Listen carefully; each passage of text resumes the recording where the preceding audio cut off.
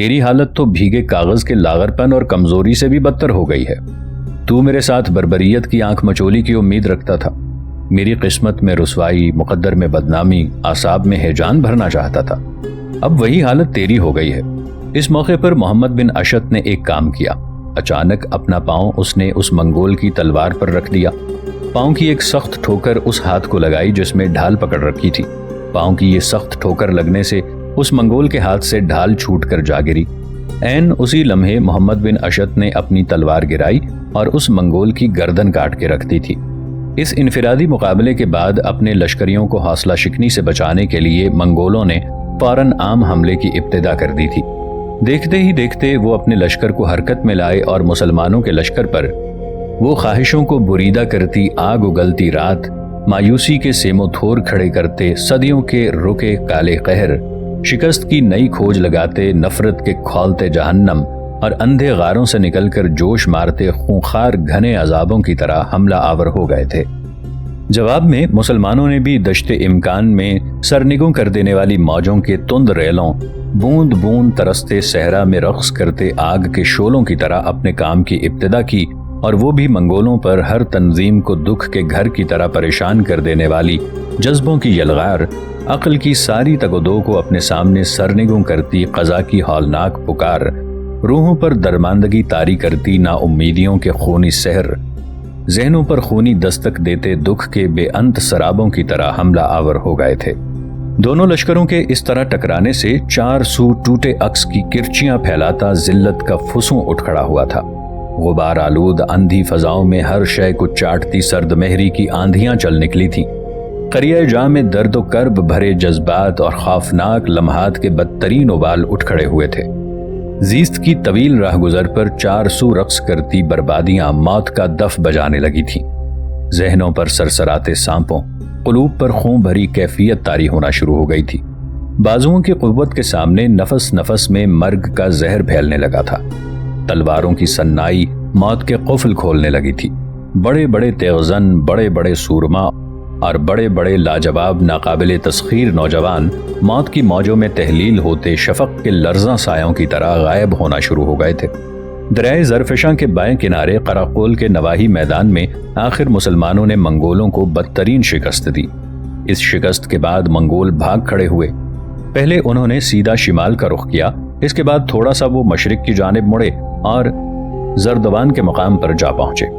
یہ وہ مقام تھا جہاں منگولوں کا ایک اور لشکر پڑاؤ کیے ہوئے تھا۔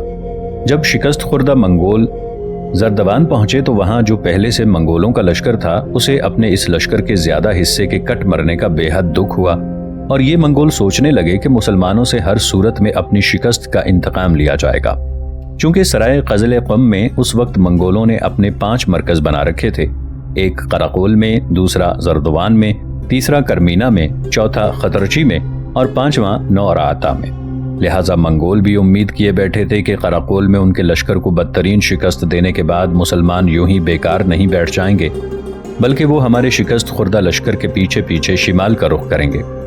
لہٰذا مسلمانوں سے ٹکرا کر ہر صورت میں شکست کو ان کا مقدر بنانے کے لیے زردوان میں جو لشکر کے سالار تھے انہوں نے مسلمانوں کا مقابلہ کرنے کے لیے نوراتا، کرمینا اور خطرچی میں جو منگول لشکر تھے انہیں بھی رزدوان کی طرف بلا لیا تھا، تاکہ پوری طاقت و قوت کو استعمال کرتے ہوئے مسلمانوں کا مقابلہ کیا جائے اور انہیں نکال باہر کیا جائے۔ منگول مسلمانوں کے مقابلے میں دل و جان کی بازی لگا دینا چاہتے تھے۔ ایسا وہ اس لیے بھی کرنا چاہتے تھے کہ قراقول کے میدان میں شکست اٹھانے کے بعد وہ فکر مند ہو گئے تھے۔ انہیں یہ فکر اور خطرہ بھی لاحق ہو گیا تھا کہ اگر باقی مقامات پر بھی مسلمانوں کے مقابلے میں انہیں شکست کا سامنا کرنا پڑا تو پھر وہ ماضی کی طرح جو اپنے برفانی علاقوں سے نکل کر جنوب کا رخ کرتے ہیں اور گرم علاقوں سے اپنے لیے ضروریات زندگی بھی حاصل کرتے ہیں، لوٹ مار کا بازار گرم کرتے ہیں، تو اس سے وہ محروم ہو جائیں گے۔ چنانچہ انہی خدشات کو سامنے رکھتے ہوئے منگولوں نے نوراتا، خطرچی اور کرمینا میں جو ان کے لشکر تھے انہیں صحرائے قزل قم کے بڑے شہر زردوان میں بلا لیا تھا۔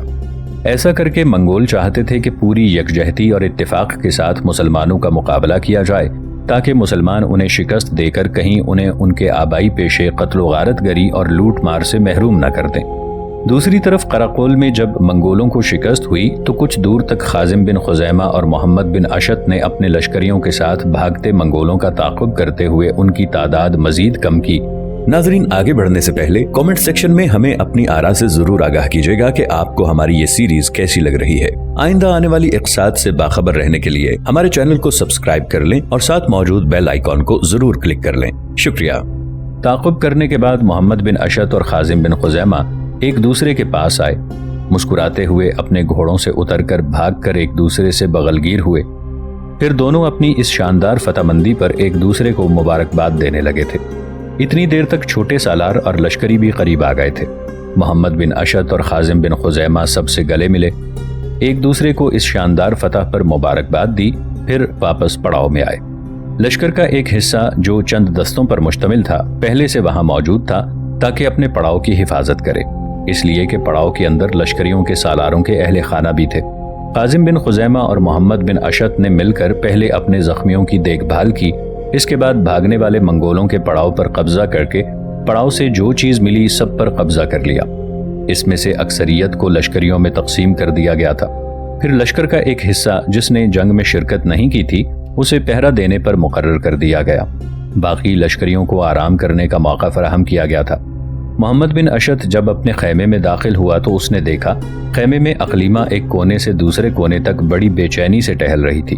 جو ہی محمد بن اشت خیمے کے دروازے پر نمودار ہوا، اقلیمہ کے چہرے پر مسکراہٹ نمودار ہوئی، بھاگ کر خیمے کے دروازے پر آئی، محمد بن اشت کے دونوں ہاتھ اپنے ہاتھوں میں لیے اور اسے خیمے میں لے جاتے ہوئے کہنے لگی، آپ یوں خیمے کے دروازے پر کیوں کھڑے ہو گئے ہیں؟ میں تو بڑی بے چینی سے آپ کی آمد کا انتظار کر رہی تھی۔ تھوڑی دیر پہلے ہی لشکر کی کچھ عورتیں یہاں سے اٹھ کر گئی ہیں، وہ میری خوش قسمتی کی بڑی تعریف کر رہی تھیں۔ وہ کہہ رہی تھیں کہ میں خوش قسمت ہوں کہ محمد بن اشت کی بیوی ہوں۔ جب لشکرگاہ اور ہمارے پڑاؤ میں یہ خبر پھیلی کہ آپ نے انفرادی مقابلے میں ایک منگول کو جو منگولوں کا سورما تھا موت کے گھاٹ اتار دیا ہے، تو لشکر میں شامل بہت سی عورتیں بھاگی بھاگی میرے خیمے میں آئیں اور آپ کی کامیابی پر نہ صرف وہ مجھے مبارکباد دینے لگیں بلکہ میری ذات پر فخر بھی کرنے لگیں کہ میں آپ کی بیوی ہوں۔ یہاں تک کہنے کے بعد اقلیمہ رکی، تعصف بھرے انداز میں اس نے اپنے ماتھے پر ہاتھ مارا، پھر کہنے لگی، میں بھی کتنی بے وقوف اور احمق ہوں، آپ یہاں رکیں، میں ابھی آئی۔ پھر وہ بھاگتی ہوئی خیمے سے ملحقہ طہارت خانے کی طرف گئی۔ تھوڑی دیر بعد وہ لوٹی، اس کے ہاتھ میں ایک صاف ستھرا سفید رنگ کا کپڑا پانی میں بھیگا ہوا تھا۔ اس کپڑے سے اس نے محمد بن اشت کا چہرہ، اس کے بازو صاف کیے جن پر خون کے قطرے جم گئے تھے۔ جب وہ ایسا کر رہی تھی تب محمد بن اشت نے بڑے پیار بھرے انداز میں اس کا بازو پکڑ لیا اور کہنے لگا، اقلیمہ تم زحمت کیوں کرتی ہو؟ میں ابھی نہا کر لباس تبدیل کروں گا تو سب ٹھیک ہو جائے گا۔ جواب میں اقلیمہ کہنے لگی، میں نے آپ کے نئے کپڑے نکال کر رکھے ہوئے ہیں، آپ طہارت خانے میں جائیں، نہا کر لباس تبدیل کریں، اتنی دیر تک کھانا بھی آ جاتا ہے، پھر اکٹھے بیٹھ کر کھانا کھاتے ہیں۔ محمد بن اشت نے اس سے اتفاق کیا تھا، طہارت خانے کی طرف گیا، نہایا، لباس تبدیل کیا۔ اس کے بعد دونوں میاں بیوی اپنے خیمے میں بیٹھ کر پرسکون انداز میں کھانا کھا رہے تھے۔ دوسری طرف شبیب بن روا اور حرب بن قیس ایک لشکر لے کر سیستان کے خارجیوں کی سرکوبی کے لیے روانہ ہوئے تھے۔ ان کی روانگی سے پہلے منصور نے تیز رفتار قاصد یمن کے حکمران مان بن زائدہ کی طرف بھجوائے تھے، اور مان بن زائدہ کے لیے منصور نے یہ حکم جاری کیا تھا کہ اسے یمن کی بجائے سیستان کا حاکم مقرر کیا جاتا ہے، اور یہ کہ وہ شبیب بن روا اور حرب بن قیس کے ساتھ مل کر سیستان میں اٹھنے والے خارجیوں کی بغاوت کو فرو کرے۔ دوسری طرف خارجیوں نے دشت کولیر میں منصور کے لشکر کا مقابلہ کرنے کے لیے ایک بہت بڑا لشکر جمع کر لیا تھا، اور مقابلہ کرنے کے لیے وہ وہیں انتظار کرنے لگے تھے۔ دشت کولیر ایران کے بڑے صحراؤں میں شمار کیا جاتا ہے اور خاصا بڑا صحرا تھا۔ ان دنوں ایرانی مملکت کی حدود بھی مختلف تھیں، جبکہ قدیم زمانے میں یہ مملکت دور دور تک پھیلی ہوئی تھی، لیکن بعد میں سمٹتی چلی گئی تھی، اور بعد کے دور میں پھر اس کی حدود شمال میں قفقاز، روسی ترکستان، جنوب میں عرب اور بحیرہ عرب، مشرق میں افغانستان اور ہندوستان، اور مغرب میں عراق اور ترکی تک پھیلتی چلی گئی تھی۔ سرزمین ایران ایک سطح مرتفع ہے جو چاروں طرف سے پہاڑوں میں گھری ہوئی ہے۔ اس کے شمالی جانب کوہ البرز ہے جو زنجیر کی طرح شرقاً غرباً پھیلتا چلا گیا ہے۔ یہ سلسلہ کوہ مغرب میں آرمینیا سے شروع ہو کر بحیرہ خزر سے ہوتا ہوا کوہ ہندو کش تک جا ملتا ہے۔ شمال میں کچھ ایسے پہاڑ بھی ہیں جن میں کبھی آتش فشانی مادہ پایا جاتا تھا، لیکن مرور ایام سے یہ مادہ خاموش ہو چکا ہے۔ ان پہاڑوں میں رماوند اور سبلان ہیں۔ کوہ دماوند تہران کے قریب ہے اور کوہ سبلان آذربائیجان میں ہے۔ جنوب مشرق میں بھی پہاڑ ہیں جن میں چونا پایا جاتا ہے۔ مغربی سمت زاگروس یا کردستان کے پہاڑ ہیں جو شمالاً جنوباً پھیلے ہوئے ہیں۔ کہا جاتا ہے کہ پہلے ان سرزمینوں میں جنگل بکثرت تھے جن کی بنا پر بارش خوب ہوتی تھی، پانی کی بہتات تھی، لیکن بعد میں جب جنگل کٹتے گئے اور بدامنیوں کی وجہ سے جنگلوں میں مزید کمی ہوئی، تب جنگل نہ ہونے کی وجہ سے بارش بھی کم ہونے لگی۔ جو تھوڑی بہت بارش ہوتی وہ سردی میں ہوتی ہے۔ صحرائے کولیر جس میں خارجیوں نے مقابلہ کرنے کے لیے اپنے لشکر کو استوار کیا تھا، یہ ایران کی سطح مرتفع کے وسط میں ہے۔ اس صحرائے کولیر کو دشت لوت بھی کہتے ہیں۔ یہ صحرا تہران اور قم کے قریب سے شروع ہو کر مشرق کی جانب تقریباً 800 میل تک پھیلتا چلا گیا ہے۔ اس طویل صحرا میں پگڈنڈیاں اور راستے بنے ہوئے ہیں جن کے اندر سے گزرنے کے لیے تاجر عموماً اونٹوں پر سوار ہو کر مال تجارت لے جاتے ہیں۔ دشت کولیر یا صحرائے لوت کا سفر نہایت دشوار گزار ہے۔ کہیں 100 میل کے بعد جا کر کوئی نخلستان یا چھوٹی موٹی بستی دکھائی دیتی ہے، اور پھر ان علاقوں میں پانی بھی وافر نہیں ملتا، اس لیے کہ ایران میں کوئی خاص بڑے دریا نہیں ہے۔ لے دے کے ایران میں ایک بڑا دریا ہے جسے قارون کہتے ہیں۔ یہ بختیاری پہاڑوں سے نکلتا ہے اور خوزستان کے علاقے میں بہتا ہے۔ خلیج فارس میں گرنے سے پہلے اس کی 2 شاخیں ہو جاتی ہیں جن کے مابین جزیرہ آبادان واقع ہے۔ اہواز تک اس دریا میں جہاز رانی ہوتی ہے۔ دریائے قارون کے قریب ہی ایک اور دریا بہتا ہے جس کو کرخا کے نام سے موسوم کیا جاتا ہے۔ یہ دریا جب شوش شہر کے قریب پہنچتا ہے تو اس کے بھی 2 حصے ہو جاتے ہیں۔ آخر یہ دونوں مٹی میں جذب ہو کر دلدل بن جاتے ہیں۔ تاہم جب اس میں پانی زیادہ ہوتا ہے تو بچا کھچا پانی دریائے دجلہ میں بھی گرتا ہے۔ منزل پر منزل مارتے ہوئے شبیب بن روا اور حرب بن قیس دشت کولیر کے اس سمت بڑے تھے جہاں خارجیوں نے اپنے لشکر کے ساتھ پڑاؤ کر رکھا تھا۔ خارجیوں کے قریب جانے سے پہلے یمن کا حاکم مان بن زائدہ بھی اپنے حصے کے لشکر کے ساتھ صحرائے کولیر یا دشت لوت میں شبیب بن روا اور حرب بن قیس سے جا ملا تھا۔ اس طرح تینوں متحد ہو کر آگے بڑھے اور دشت لوت میں جہاں خارجیوں نے پڑاؤ کر رکھا تھا، بالکل خارجیوں کے سامنے انہوں نے بھی اپنے لشکر کے ساتھ پڑاؤ کر لیا تھا۔ جو ہی مان بن زائدہ، شبیب بن روا، حرب بن قیس ان خارجیوں کے سامنے آئے، خارجیوں نے جنگ کی ابتدا کرنے کا اشارہ دے دیا تھا، جس کی بنا پر وہ تینوں بھی اپنے لشکر کی صفیں درست کرنے لگے تھے۔ پھر دیکھتے ہی دیکھتے جنگ کی ابتدا خارجیوں کی طرف سے ہوئی اور خارجی اجل کی اندھی راہوں پر دکھ کے خونی بگولوں، درد و فرقت کے پیوند لگاتے اعصابی عذاب، زیست کی خود فریبی کے اوہام کھڑے کرتے اندیشوں کے سیلے بے اما اور پاؤں سے لپٹ جانے والے خود سر ستم پرور جذبوں کی طرح حملہ آور ہو گئے تھے۔ ان خارجیوں کے حملوں کے جواب میں مان بن زائدہ، شبیب بن روا اور حرب بن قیس بھی جوابی کارروائی کرتے ہوئے خوابوں کی تعبیریں بدل دینے والے، مرگ کے جوش مارتے بھنور، زندگی کے حصار توڑتی آگ اگلتی کالی ابتداؤں، موت کے لباس پہناتے قضا کی زنجیریں کھولتے عذابوں، علم کی داستانوں اور کڑے کرب کی فرقت کی طرح حملہ آور ہو گئے تھے۔ صحرائے کولیر یا دشت لوت میں دونوں لشکریوں کے اس طرح ٹکرانے سے خوفناک صورت پیدا ہو گئی تھی۔ برسوں سے پانی کو ترستی صحرا کی ریت انسانی خون سے اپنی پیاس بجھانے لگی تھی۔ دونوں طرف کے لشکری زخمی کہانیوں، طبقہ داری کی نفرت، بھنور بناتی بربادیوں، رگ رگ میں نوحہ گری کا کوہرام اور سانسوں میں نفرت کے ابلتے طوفان کھڑے کرتی قضا کی طرح ٹوٹ پڑے تھے۔ دشت لوت میں ہجر، عذاب کے خونی لمحے، نفرت بھرے عزائم، وحشی آتشی جذبے، گوجتے قضا کے بھنور، وہم اور وحشت بھرے چھلاوے اور صدیوں سے رکی بربادیاں چار سو ناچ اٹھی تھیں۔ خارجیوں نے اپنی طرف سے پوری کوشش کی کہ مان بن زائدہ، شبیب بن روا اور حرب بن قیس کو کسی نہ کسی طرح شکست دے کر مار بھگائیں، لیکن وہ ایسا کرنے میں کامیاب نہ ہوئے۔ الٹا تھوڑی دیر کی مزید جنگ کے بعد انہیں بدترین شکست کا سامنا کرنا پڑا۔ مان بن زائدہ، شبیب بن روا اور حرب بن قیس تینوں نے بڑی شدت اور سختی کے ساتھ شکست اٹھانے کے بعد بھاگتے خارجیوں کا تعاقب کیا اور ان کی تعداد کو اس قدر کم کر دیا کہ وہ خطرے کا باعث نہ بن سکیں۔ خارجیوں کے خلاف اس شاندار فتح اور کامیابی کے بعد مان بن زائدہ سیستان کے حاکم کی حیثیت سے اپنے فرائض ادا کرنے لگا تھا۔ چند روز تک شبیب بن روا اور حرب بن قیس نے بھی اس کے ساتھ قیام رکھا اور سیستان کے انتظامی امور کو اس کے ساتھ مل کر درست کرتے رہے۔